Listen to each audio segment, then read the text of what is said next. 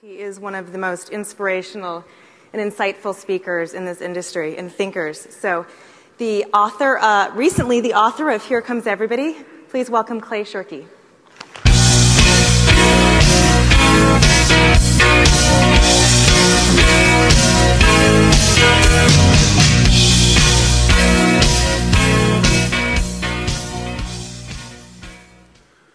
I was recently reminded of some reading I did in college way back deep in the last century about the Industrial Revolution.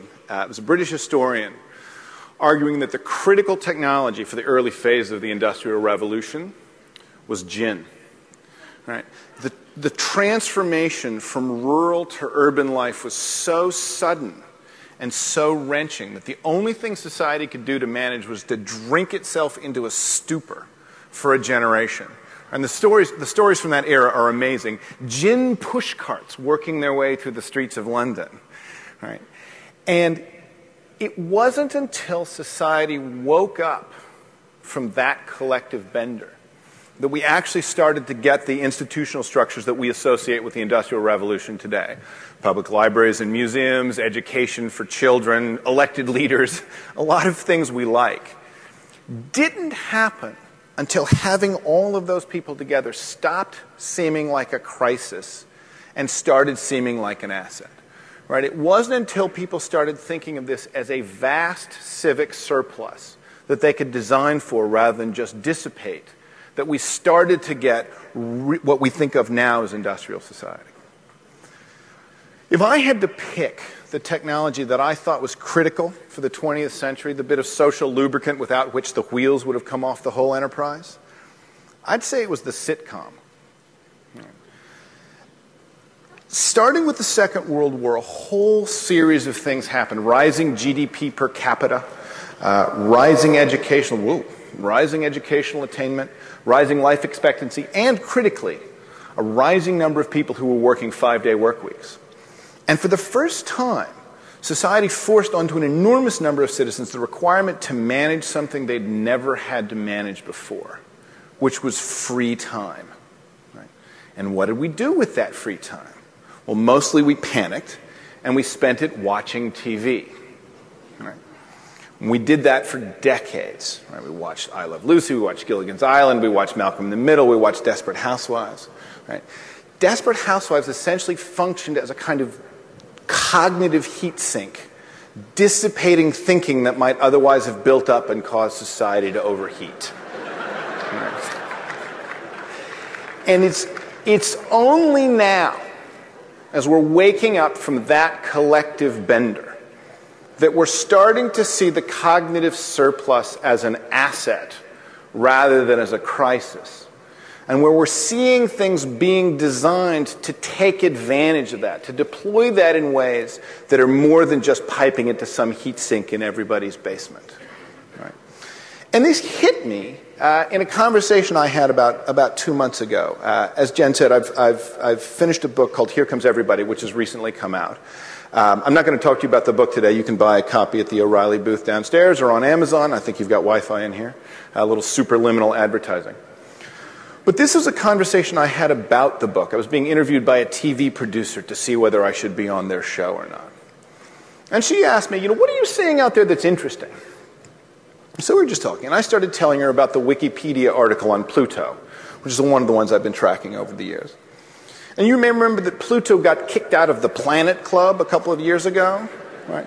So all of a sudden, there's all of this activity on Wikipedia, right? The talk pages are up, people are editing things, right? And the whole community is sort of in a crisis about how should we characterize this.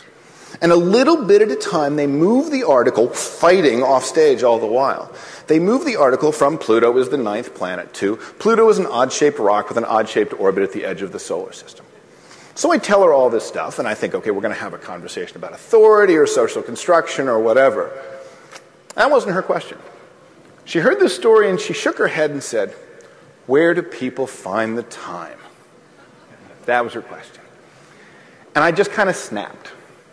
And I said, no one who works in TV gets to ask that question. Right? You know where the time comes from.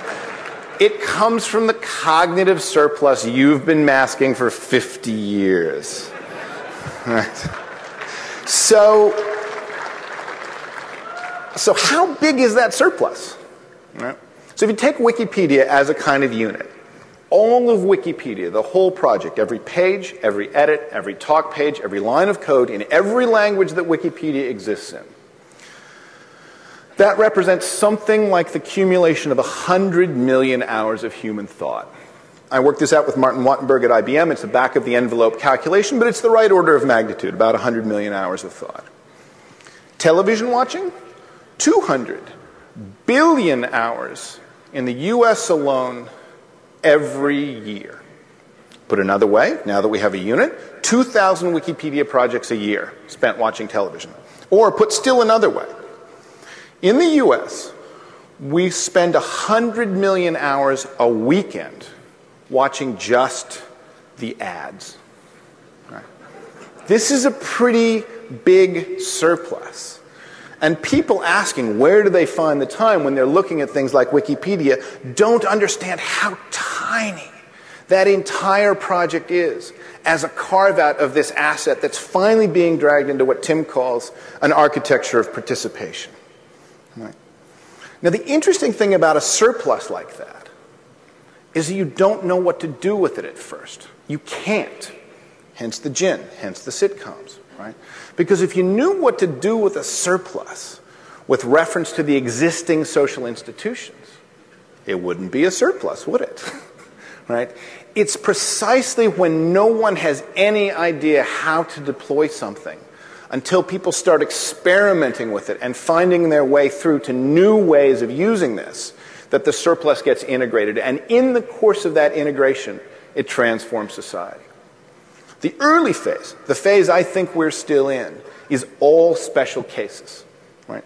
The physics of participation is much more like the physics of weather than it is like the physics of gravity. We know all the forces that combine to make these kinds of things